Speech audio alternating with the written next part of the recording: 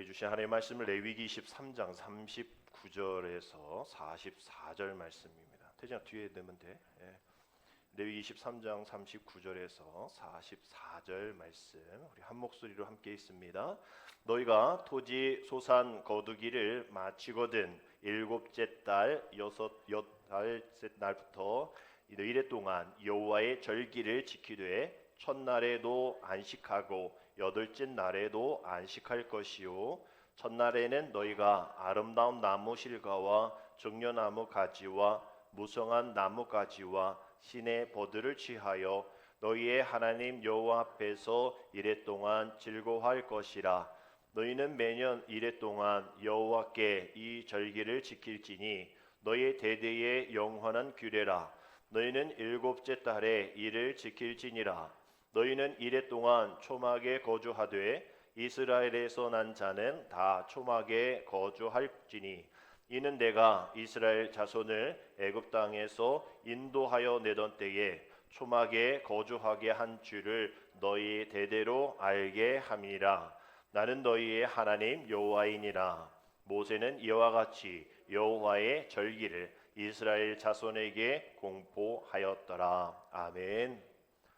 할렐루야. 우리 11월 첫째 주일에 주님 앞에 예배하여 오신 여러분들 축복하고 환영합니다. 말씀드린 대로 아직 12월 한 달 더 남아 있지만 우리 교회력으로는 우리 마지막 달을 보내고 있습니다. 우리 새로운 달력, 우리 교회 달력 넘기시면 큼지막하게 헌신하고 충성하게 하소서라는 문구가 들려 있죠. 우리 한번 따라할까요? 헌신하고 충성하게 하소서. 헌신하고 충성하게 하소서. 아직 두 장에 남아 있지만 우리 교회력으로의 마지막 장인 우리 11월 한 달 정말 여러분들 최선을 다하여 헌신하시고 최선을 다하여 충성하기를 주님의 이름으로 축복합니다. 오늘은 한 해의 수확과 또 하나님의 은총의 감사를 기념하는 추수감사 주일입니다. 하게 되어지면 이런저런 이해관계가 다 얽히니까 추수의 의미와 또 감사의 의미를 우리가 좀 분리해서 또 잘 한번 따져보면 또 추수에 대한 관련이 없는 우리를 할지라도 또 추운 이날 우리가 함께 드리는 추수감사 예배를 할지라도 또 큰 은혜가 있게 됩니다. 왜냐하면 우리가 추수라는 단어는 우리가 이렇게 고백할 수 있을 것 같아요. 하나님의 축복의 흔적이다.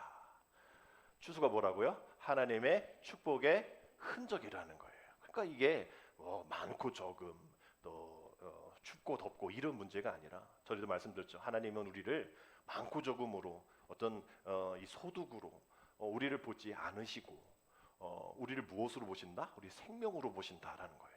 소득은 많고 적음이 있다 말씀을 드렸잖아요. 많고 적음이 있는 그런 것이 생명이 아니듯이 생명이 뭐 누군 두세 개 있고 누군 아예 없고 이런 게 아니죠.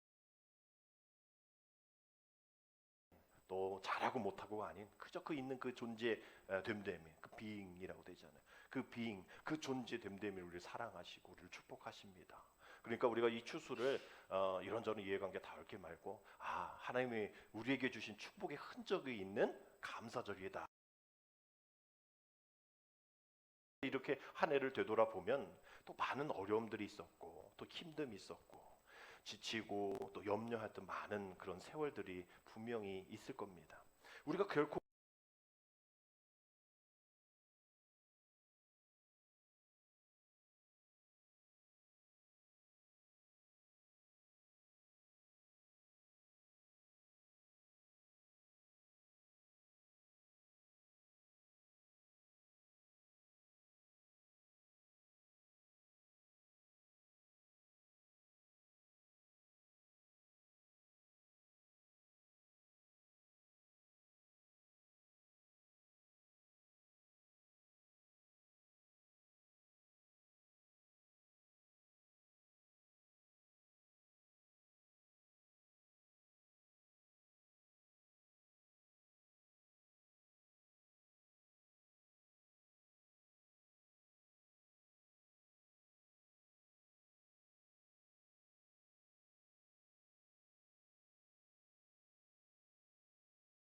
이제 새로운 신대륙으로 가서 거기에서 새로운 그러한 정착과 또 어떤 그 신앙의 자유를 위해서 배를 타고 건너갔단 말이에요.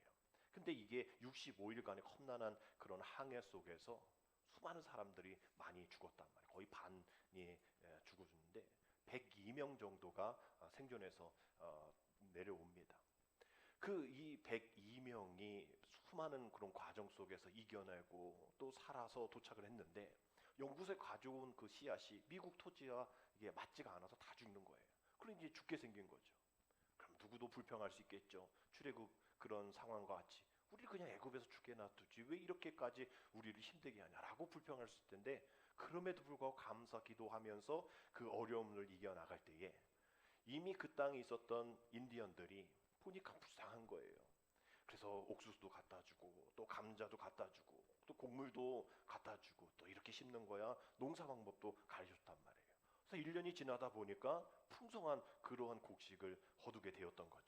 그래서 그 추수할 때에 청교도들이 그 도움을 준 인디언들이 너무나 감사해서 그들을 초청해서 그 추수한 곡식 또 뭐 지금도 계속 추수감사절에 먹는 그 칠면조 고기를 함께 먹으면서 하나님 앞에 감사 예배를 드렸던 것이 이 추수감사절기의 이러한 이 유래입니다. 아마 그 추수 축제의 모습이 이렇지 않을까 생각하는데요. 이사야 9장 3절의 모습이었겠죠. 세 번역으로 제가 읽어드립니다. 하나님, 주님께서 그들에게 큰 기쁨을 주셨고 그들을 행복하게 하셨습니다. 사람들이 곡식을 거둘 때 기뻐하듯이 그들이 주님 앞에서 기뻐하며 군인들이 전리품을 나눌 때 즐거워하듯이 그들이 주님 앞에서 즐거워합니다.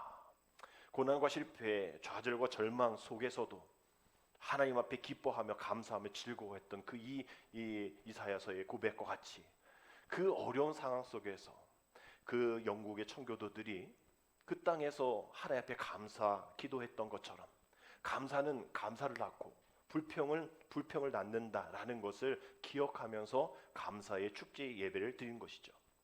그러한 사람으로 살기를 애쓰면서 나아갈 때에 우리는 느헤미야 11장에서 한 인물을 만나게 됩니다. 그 사람을 이렇게 소개하고 있는데요. 1장 17절이죠. 또 아삽의 증손 삽디의 손자 미가의 아들, 뭐 이런 건 필요 없어요. 마따냐라는 사람. 그 사람은 어떤 사람이냐? 뒤에 되어 있죠. 우리 같이 읽을까요? 그는 기도할 때에 감사하는 말씀을 인도하는 자가 되었다라는 거예요. 뭐 이 사람이 누구의 손자 누구의 뭐 그건 우리가 기억할 필요 없어. 마따냐라는 사람, 그 마따냐는 사람의 이 직분입니다. 이 사람의 직분은 그가 기도할 때에 감사하는 말씀을 인도하는, 오늘 아까 찬양대 찬양의 리더 우리 남집사님이 인도하셨듯이 그 예배할 때 감사하는 말씀을 인도하는 직분을 받은 자가 마따냐라는 거예요. 오늘도 광고 말씀드린 대로 우리 지방의 모든 교회에 우리 선교부장님들이 전도 대장이 되어서 오늘 모여서 또 감독님의 또 말씀을 듣고 또 전도 특강을 받단 말이에요. 오늘 다 오는 거 아니에요. 그 전도 대장 또 전도 대원들만 오셔서 이렇게 발대식을 하는 겁니다. 그런 사람과 마찬가지죠. 우리 이분은 우리 교회에서 가장 전도를 많이 하는 사람입니다. 이분은 우리 교회 찬양 리더자입니다. 라는 것처럼 그 당시 예배할 때에 기도할 때에 감사의 말씀을 인도하는 자가 있었던 것 같아요. 그러면 이 사람이 불평하는 사람이었을까? 절대 이런 직분 받지 못했겠죠. 이렇게 기도할 때 감사하는 말씀 인도한 자가 필요한데 누가 있어? 그 사람 있잖아요. 누구죠? 아삽의 증손 삽디의 손자 미가의 아들 마따냐가 있잖아요. 그렇지. 마따냐가 있었구나. 걔 맨날 감사하더라고. 감사대장이야. 이렇게 이렇게 감사를 시작하는 그러한 대장, 우리가 이런 사람이 되어야 되지 않을까 생각합니다. 어떤 사람은 정말 감사할 일도 불평하는 사람이 있잖아요. 근데 어떤 사람은 분명 불평할 일인데도 감사하는 사람이 있는 것이죠. 우리 감사하는 사람이 될지 또 불평하는 사람 될지는 환경이 결정하는 것이 아닙니다. 내 자신이 선택하는 거예요. 그래서 그동안 분명 하나님께서 우리에게 주신 은혜의 일들, 우리가 생각해보면 불평할 일도 있겠죠. 그러나 그 모든 것을 모자르다 불평하지 않고 이것도 주셨고 저것도 주셨고 감사합니다. 감사합니다. 이왕 주동자가 되고 이왕의 대장이 되려면 우리가 불평의 주동자가 아니라 감사의 대장이 되어지는 것 어떨까 생각해보게 됩니다. 결국은 이렇게 추수감사절을 통해서 정말 내가 그러한 감사의 일들을 하나님 앞에 앞장서 나갔는가 되돌아보면서 이 추수감사절의 그 귀한 의미, 비워야만 채워줄 수 있다. 불평하지 않아야만 내 입술 속에 감사함이 있다라는 그러한 것으로 나아갈 때에 이런 고백이 가능해지겠죠. 시편 30편 11절 12절 말씀입니다. 우리 같이 읽겠습니다. 주께서 나의 슬픔이 변화하여 내게 춤이 되게 하시며 나의 베옷을 벗기고 기쁨으로 띄우셨나이다. 이는 잠잠하지 아니하고 내 영광으로 주를 찬송하게 하심이니 여호와 나의 하나님이여 내가 주께 영원히 감사하리이다. 아멘. 누가 얘기한 얘기죠? 다윗이 한 얘기인데 우리가 다니엘 기도회 두 번째 날 강사님이신 우리 김 교수님께서 김인강 교수님께서 간증하실 때 하신 그 인용한 구절입니다. 이분은 태어난 지 두 살 때에 소아마비를 앓으셔서 다리를 움직이지 못하고 그나마 지금 그러니까 이 휠체어나 목발로 이제 일어설 수는 있는 그런 상황이 있었는데 옛날에는 아주 일어나지도 못하고 그냥 누워만 계셨다는 거죠. 근데 우리 이 말씀을 시편 30 말씀 우리가 그냥 읽을 때는 뭐 그런가 보다 이러는데 이분은 이 말씀이 너무나 은혜라는 거예요. 주께서 나의 슬픔이 변화하여서 막 친구들이 막 뭐 장인이라고 하지 않잖아요. 평신 이렇게 막 욕하고 이런 것들 속에서 자살의 욕구 막 이런 게 있었는데 그것이 변하여 내게 뭐가 되었다고요? 춤이 되게 하였다는 거예요. 아니 목발 짚고 무슨 춤을 출 수가 있어요. 그런데 늘 자신은 춤을 추는 인생 살아가고 있다라는 거예요. 그것이 당신의 애씀 노력도 아니라 그 어머니가 추운 날 그 등에 늘 업혀 다녀야 되니까 실망하고 또 좌절하고 있을 때 또 지나가면 또 손가락질할 때에 그 두 다리를 그 따뜻한 어머니가 그 두 다리를 호주머니에 넣고 괜찮아 인강아 괜찮아 너는 내 사랑하는 아들이야 이러면서 그 추운 그 발 못 움직이는 그 발을 호주머니에 넣는 그 따뜻함에서 수많은 자살의 유혹을 이겨냈다라는 거지. 그래서 나는 지금 목발 짚고 춤출 수 없지만 내 모든 이 슬픔이 변하여 내게 정말 하나님 주신 그런 춤을 추게 되었다. 기쁨으로 띠띠우게 되었다. 그래서 나는 잠잠할 수가 없다. 그래서 나는 이렇게 늘 찬양하면서 영광 올려드리고 하나님께 감사한다라는 그런 간증이었어요. 근데 이분이 이제 교수님이시잖아요. 딱딱했어요. 한 시간 동안 좀 졸리기도 하고 이분은 늘 다른 사람과 이렇게 놀 수가 없으니까 늘 책을 많이 읽고 늘 사색을 하시는 분. 그래서 정말 지루할 교수님들의 특징이죠. 교수님들 설교하면 되게 지루하잖아요. 지루함에 한 단계만 들어가 보면 정말 심오한 그런 은혜의 말씀이 있었습니다. 집중해야 되는 그 말씀. 비록 자신은 이 땅 가운데 여전히 목발 짚고 살아가는 불평한 인생이지만 너는 그 두 다리로 지금 단풍 구경도 가고 운전도 하고 그 두 다리에 힘을 넣기 위해서 근육 단련 운동도 하고 프로틴도 먹고 그 두 다리로 수영도 하고 누군가를 만나러 가는데 기뻐하지 않잖아. 나는 이렇게 목발로 집어야만 겨우 일어설 수 있는 이런 나는 날마다 기쁨의 춤을 추는데 너는 무엇을 위해 기뻐하고 살아가느냐. 우리에게 던져주는 그런 심오한 메시지가 있다라는 거죠. 그 전날 김현호 목사님께서 문제를 구하지 말고 해답을 구하라 라는 그런 제목으로 설교를 하셨잖아요. 문제를 구하지 말고 해답을 구하라. 하나님 나는 왜 이렇습니까? 왜 난 도와주는 사람이 없습니까? 왜 난 이렇게 불평하게 났습니까? 그러한 문제를 기도하지 말고 하나님 나를 통해서 기쁨의 춤을 출 수 있고 나를 통하여서 누군가가 은혜를 받고 누군가가 자살의 유혹을 이겨낸다면 나는 어디든지 주님을 향해 목발 짚고라도 가겠습니다. 그러나 해답을 구하는 기도를 하라는 이야기. 그 모습들이 우리에게 전달되어지는 너는 문제를만 구하고 있지 않느냐. 해답을 구하라. 해답을 구하라. 이것 주세요. 저것 주세요. 이거 없습니다. 저거 없습니다. 불평하지 말고 그럼에도 불구하고 감사함으로 해답을 구하라라는 메시지가 그 지루한 강의 속에서 그 지루한 간증 속에 다 들어있었어요. 끝나고 나니까 너무나 은혜가 되어지는 그러한 말씀이었습니다. 결국은 문제를 구하지 말고 해답을 구해야 한다라는 것이죠. 뭐 이러한 이야기가 있습니다. 뭐 실화는 아니겠죠. 장미꽃이 하나님 앞에 불평합니다. 하나님 왜 나는 이렇게 다른 꼴들과 다르게 가시를 주셔가지고 나도 힘들고 남들 힘들게 합니까? 이렇게 원망했다는 거예요. 그러니까 주님이 하나님이 이렇게 얘기했대죠. 난 너에게 가시를 준 적이 없어. 넌 원래 가시나무야. 난 너에게 그 아름다운 장미를 줬잖아. 여러분, 이렇게 왜 나는 이렇게 가시를 주어서 힘들게 합니까? 힘들게 만듭니까? 다른 사람도 그렇게 만듭니까? 라고 질문했더니 장미 수준이 바로 우리의 수준인 거예요. 우리는 가시만 봅니다. 문제만 보는 거예요. 정말 우리 그 장미를 통해서 많은 이들이 그 기뻐하는 것에, 그 해답에 우린 집중하지 않는 것입니다. 우리 같은 인생 살지만 어떤 사람은 가시 때문에 괴로운 인생 살고요. 어떤 사람은 가시 같은 인생이지만 장미로 나를 이렇게 아름답게 해주신 하나님 은혜 감사합니다 라면서 살아가는 감사의 사람도 있다라는 거예요. 불편해도 감사하면서 살았더니 이 김인강 교수님께서 수학 전공이잖아요. 그러니까 교수님에다가 또 수학 전공이니 얼마나 그 강의가 좀 딱딱했겠어요. 근데 이분이 UC 버클리에 나오셨고 서울대학교 교수 또 카이스트 교수까지 하셨어요. 그런데 그건 둘째치고 수학의 난제들이 있을 거 아닙니까? 수학 교수들 안에 그 난제, 제일 어려운 어떤 난제를 이분이 또 해결하신 분이라는 거예요. 근데 간증에 이 얘기 하나도 하지 않으셨어요. 오히려 사회 보는 목사님이 그 얘기를 하신 겁니다. 이분이 이러신 분이라고.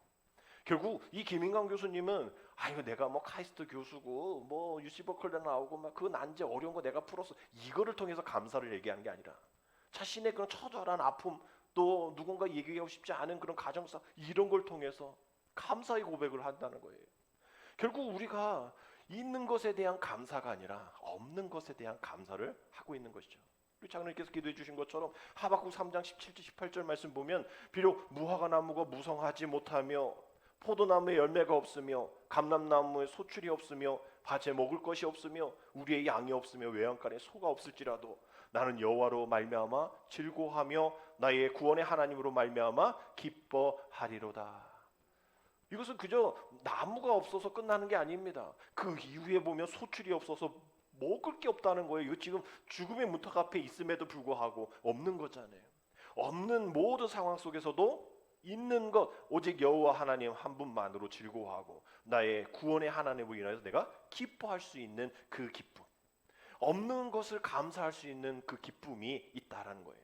그 간증이 끝나고 나서 함께 부른 찬양이 태어날 때 어떤 의사의 실수로 인해서 심한 그런 뇌성마비를 겪게 되었지. 그래서 지금 63년생이니까 61년 동안 지금껏 그렇게 불편한 삶을 살고 있는 송명희 시인의 나라는 그런 찬양을 불렀어요. 우리가 잘 아는 찬양이죠. 나 가진 재물 없으나, 나 남이 가진 지식 없으나, 나 남이 있는 건강 있지 않으나, 나 남이 없는 것 있으니, 나 남이 못 본 것을 보았고, 나 남이 듣지 못한 음성 들었네, 나 남이 받지 못한 사랑 받았고, 나 남이 모르는 것 깨달았네 하면서 후렴 이렇게 되었죠. 공평하신 하나님이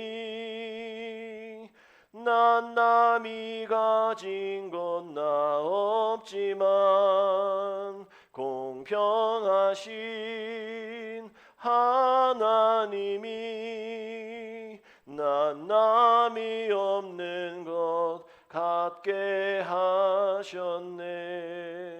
한 61년 동안 지금 너무나 불편해서 힘들어서 살아가는 게 어려운데 나 남이 없는 것 가졌으니 난 공평합니다, 공평한 하나님이십니다라고 고백하는 그러한 이런 삶을 우리가 살고 있냐는 거예요. 이렇게 힘들게 61년을 살아가고 있는데.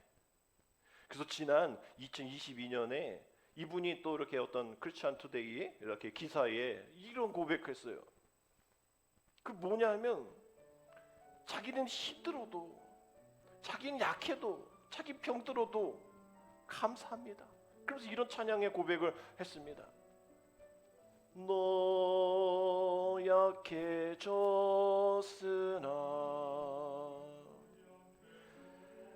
내가 강하게 하리라. 너 넘어졌으나 내가 너를 일으켜 세우리라. 너 약해졌으나 내가 강하게 하리라. 지금 음악이 좀 나오는데 우리 밴드에 올려져 있습니다. 여러분이 너 약해졌으나 이거 찬양 송명희 시인이 이렇게 가사하고 지금 많은 교회에서 합창 우리 또 성가대 있으면 찬양이 있으면 좋겠는데 찬양대에서도 이 찬양 부른 거예요.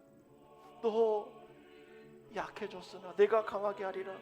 너 넘어졌으나 내가 너를 일으켜 세우리라. 내가 너를 낮췄으나 내가 너를 더 높이리라.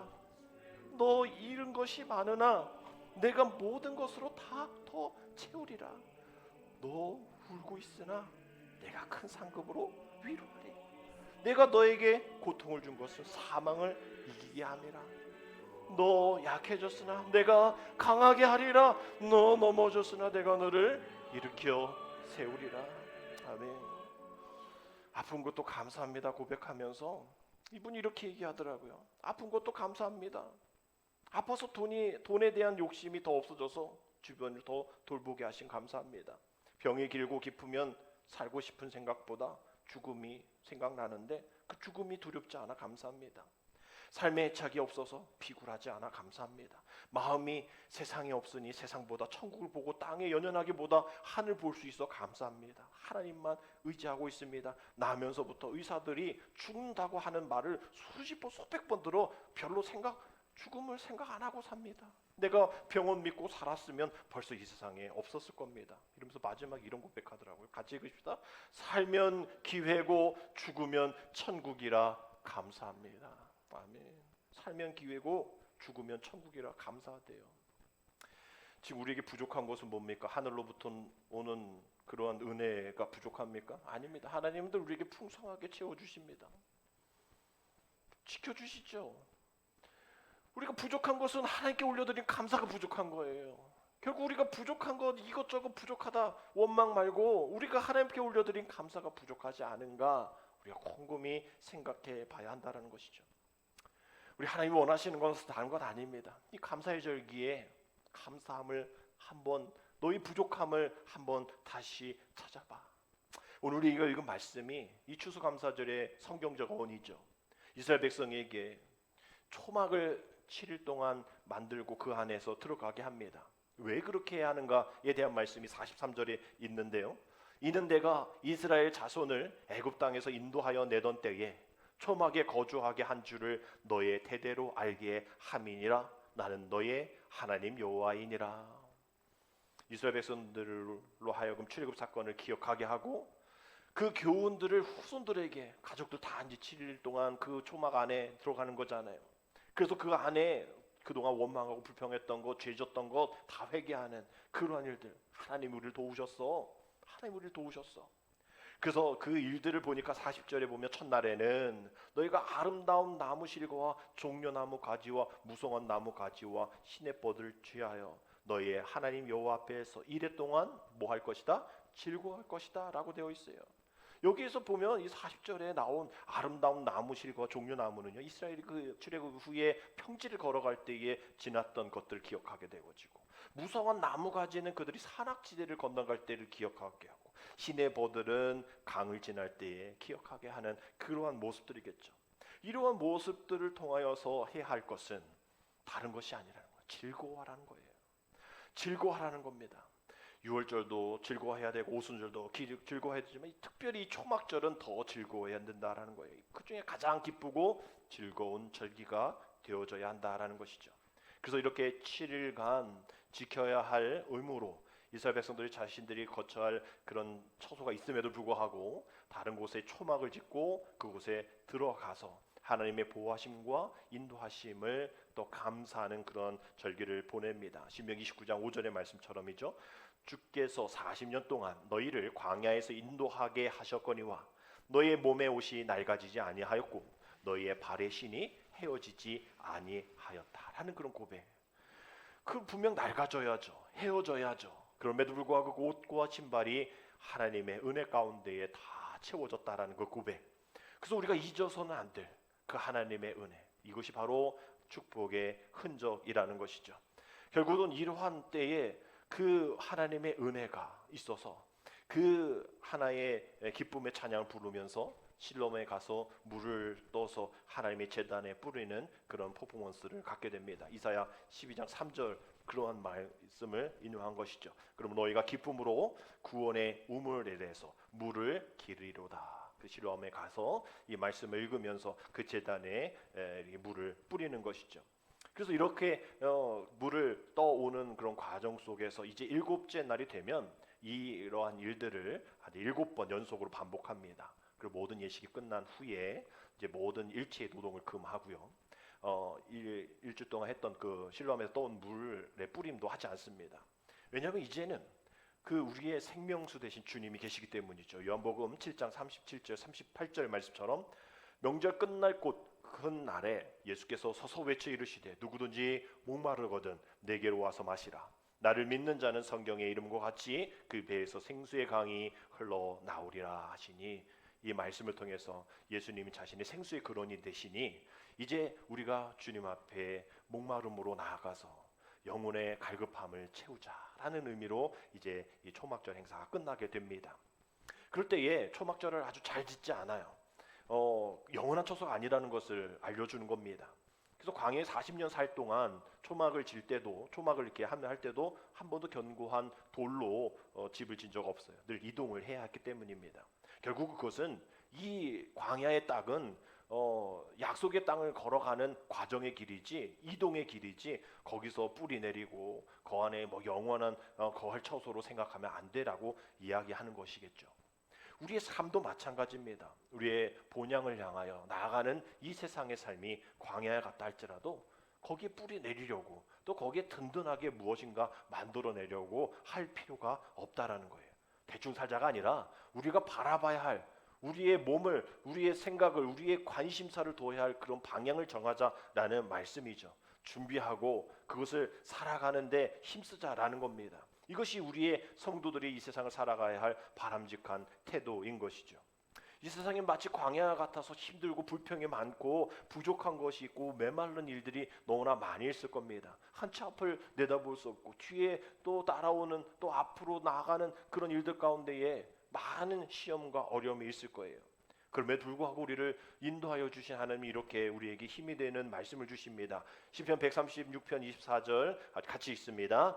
우리를 우리의 대적에게서 건지신 이에게 감사하라. 그의 인자하심이 영원함이로다. 다른 말씀 17편 15절.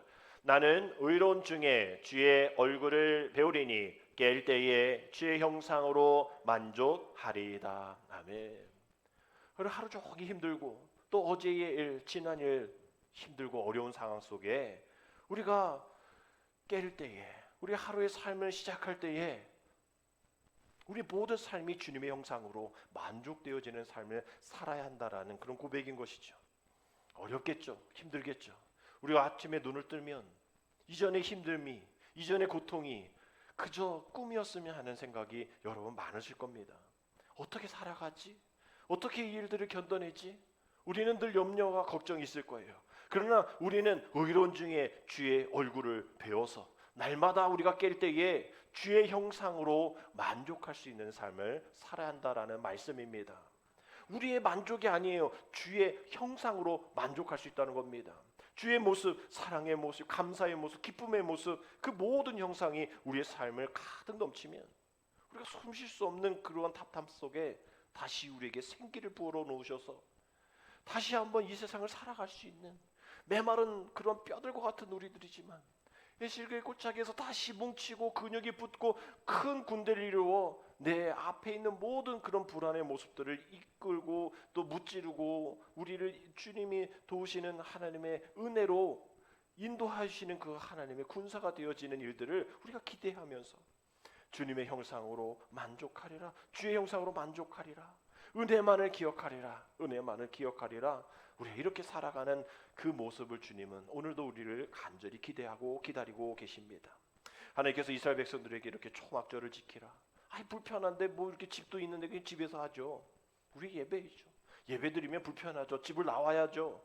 우리도 지금 다니엘 기도하면서 7시부터 10시까지 3시간 아주 힘들어요. 아무리 뭐 밖에 간식을 갖다 놔도 하루 종일 힘들게 일하고 오신 분들 힘듭니다. 때로는 졸기도 하시고 때로는 뭐 이렇게 오늘 가지 말까라는 마음이 들지라도 그렇게 꾸준히 나오셔서 그 3시간 동안 기도하고, 뭐 우리 기도하는 것도 아니에요. 다른 교회를 위해 뭐 대구 지역을 위해 기도하고 말이죠. 뭐 그렇게 찬양하고 설교 듣고 또 잠깐 우리 기도하고 가는 거죠.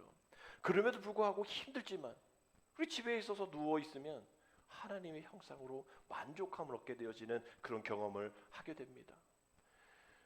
경험을 하게 된다니까요. 집에서는 안 돼요. 집에서는 우리도 집에서 해봤잖아요. 다니엘교도 집에서 해봤잖아요. 저도 어제 집에서 해야지 하는데 설교 늦게 끝나가지고 못했어요. 어제 설교 뭔지 몰라요. 집에서는 안 돼요. 지금도 이 시간에 온라인으로 예배 드려서 우리도 온라인 송출 다 하고 있는데 집에서 안 됩니다. 오늘도 많은 분들 이런저런 사정이 있어서 못 오셨잖아요. 집에서 하실 것 같지가 않아요. 못합니다. 집에서는 어려워요. 그래서 나오는 거예요. 초막절로 나와야 거기에서 주신 하나님의 은혜, 그 집이 있음이 너무나 감사하구나. 이 불편함이 내게 감사의 조건이 되어지는구나. 그것을 가르칠 수 있는 것이죠. 은혜를 기억하기 위해 예배 나오는 거고요. 은혜를 기억하기 위해 다른 사람의 간증을 듣는 겁니다. 내가 이렇게 제일 힘들어, 내가 이렇게 제일 불쌍해, 내가 이렇게 제일 못났어가 아니라 이분들의 간증을 들어보면 이분보다 힘들고 어려운 삶을 내가 살았나? 근데 나는 왜 이렇게 불평하고 있지? 저분 저렇게 감사의 고백을 나와서 하시는데, 여러분도 은혜를 기억하는 자만이 감사할 수 있다는 것을 배우게 됩니다. 이 초막절의 이 과정을 통하여서 감사도 고난의 때 더 많이 나오고, 정말 죄인 곳에 은혜가 더 많고, 결국 우리의 부족한 것은 하나님으로부터 온 은혜가 아니라 하나님 앞에 들려지는 감사였구나라는 것을 이 초막절기에 우리가 예배에 나와 또 다니엘 기도에 나와서 우리가 기도하는 것이죠. 고린도서 2장 14절 15절 말씀처럼 항상 우리를 그리스도 안에서 이기게 하시고 우리로 말미암아 각처에서 그리스도를 아는 냄새를 나타내시는 하나님께 감사하노라. 우리는 구원받는 자들에게나 망하는 자들에게나 하나님 앞에서 그리스도의 향기다라고 말씀하고 있어요. 여러분, 그렇게 초막절을 지키고 하나님 앞에 감사하고 내게 부족한 것은 하나님의 은혜가 아니라 하나님을 향한 나의 감사입니다. 날마다 더 부족함 없이 감사하며 살아가겠습니다 라고 고백하면요, 어떤 일이 일어나냐면 다른 사람 우리에게 얘기할 때 무슨 냄새가 나? 너 냄새가 나. 주님을 아는 냄새. 주님을 아는 냄새. 그 냄새는 우리가 또 부정적인 그런 거에 있으니까 주님을 아는 그 뒤에 나온 향기, 그리스도의 향기. 우리가 여성분들 이렇게 쓱 지나가면 향수 냄새가 있죠. 또 그분이 어떤 분이 머물고 가면 냄새가 납니다. 여러분, 그러한 이 사람이 교회 다니는구나. 이 사람이 이런 불평함 속에서 감사할 수 있구나. 그리스도의 향기를 전할 수 있게 되어지는 겁니다. 그럼 이제 우리는 뒤따라하는 감사, 여유 있을 때 하는 감사, 환경이 맞춰졌을 때 하는 감사를 그런 것에서의 감사로 만족하지 마시고 눈치 보며 감사하지 마시고 항상 다른 이들보다 먼저 앞장서서 어떤 환경과 어떤 것에서 초월할 수 있는 그러한 감사의 사람이 되어서 우리를 통해 저 사람을 통해 하나님의 그러한 향기, 그리스도의 향기가 나, 복음의 그러한 향기가 나라는 이야기로 들으며 살아갈 수 있는 저와 여러분 되시길 주님의 이름으로 축복합니다. 우리가 추수감사를 지키는 것은 우리가 경제적으로 넉넉하기 때문이 아니죠. 뭔가가 인생에서 열매를 맺었기 때문에 이만큼 했습니다가 아니잖아요. 내 믿음이 이렇게 좋아서 자랑하려고 간증할 일이 많기 때문이 아니잖아요. 우리가 주님 앞에 투자한 것이 많으니까 이제 얻어야지 이런 걸로 나가는 것도 아닙니다. 행사도 아닌 것이죠. 그저 내게 주신 하나님의 은혜, 이 모든 것을 함께 나누며 생존하고 그 감사함을 찾으라는 그 축복의 맛을 느끼라는 그 주님의 은혜, 그 은혜 하나만으로 오늘 이 자리에 저와 여러분들이 서 있는 겁니다. 우리 하나님께 헌신하고 봉사하고 헌금하는 그러한 것 우리의 어떤 투자가 아니죠. 이만큼 했으면 이렇게 해달라는 것 아니잖아요. 주님이 이미 우리에게 십자가로 우리의 모든 것을 다 해주셨는데 뭘 더 해달라고 우리가 그렇게 더 받으려고 했습니까? 우리 더 드려야죠. 우리의 시간, 우리의 헌신, 우리의 마음, 우리 모든 것을 다 드려야 하는데 우리는 그렇게 하지 않고 여전히 하나님의 은혜가 부족하다, 우리가 원망하는 거예요. 그 나단 선지자가 그 다윗이 범죄했을 때 얘기하잖아요. 아니 왜 이렇게 뭐가 부족해서 이렇게 죄를 짓습니까? 아니 하나님께서 부족하다면 그렇게 채워주셨지만 오케이, 부족하다 생각하시면 하나님께 기도하면 하나님 더 채워주실 텐데 왜 부족하다고 죄를 짓습니까? 왜 원망합니까? 나단 선지자 그 얘기한 거 아닙니까? 우리에게도 마찬가지. 우리 불평하지 말자고요. 하나님 앞에 더 채워달라고 기도하면 됩니다. 우리가 더 하나님 앞에 나아갈 수 있는 그런 감사의 신앙의 꽃이 되고 열매가 되고 향기가 되어질 수 있도록 날마다 그렇게 살아갈 수 있도록 정말 우리가 훈련되어지고 초막절을 짓는 듯한 불편함을 겪고 그 안에서 기쁨을 주님이 우리에게 주신 그 축복의 흔적들을 발견하고 이제는 다시 초막으로 돌아가 주님의 임재를 누리는 그런 복된 삶을 살아가야 되지 않을까요? 그런 삶 속에서 나 연약하고 나 약해져 있을 때라도 나를 세우시고 나를 강하게 인도하신다라는 그 송명 시인의 가사처럼 우리가 그런 고백 속에서 일단 나 약해져서 이제 포기하려고 아니라 나 이제 아무 기대 희망 없어요. 포기하는 것이 아니라 이제 나의 주인은 우리 가정의 주인은 오직 하나님 한 분만이십니다. 이 교회의 주인은 사람이 아니라 하나님이십니다라고 고백하면서 문제를 보지 않고 해답을 보는 그러한 축복의 흔적을 남기고 향기로 전달하는 이런 추수의 계절에 귀한 열매로 하나님께 올려드리는 저와 여러분 되시기를 주님의 이름으로 축복합니다. 기도드립니다. 하나님, 하나님의 지혜를 주셔서 우리의 남은 날을 계수하고 계산의 날에 충성의 열매를 거두게 하여 주옵소서. 오늘 추수감사주일을 맞아 영광스러운 하늘의 보좌를 버리시고 우리 가운데 인간의 몸으로 초막 생활을 하신 주님을 기억하며 그 사랑을 마음에 담아 은혜 받은 사람들만이 드릴 수 있는 신앙 고백인 그 감사를 통하여 이 땅에서 하늘나라의 시민으로 살아가게 하여 주옵소서. 날마다 천국 언어를 지닌 감사의 사람을 되어 그리스도의 향기가 되어지고 주님을 아는 냄새를 풍기며 오늘도 여호와의 절기 그 기쁨의 절기 오늘도 살아나가는 초막으로 들어가는 감사를 기억하는 축복의 흔적을 우리가 기억하는 우리 모두가 되게 인도하여 주옵소서. 예수님의 이름으로 감사하며 기도드립니다. 아멘. 우리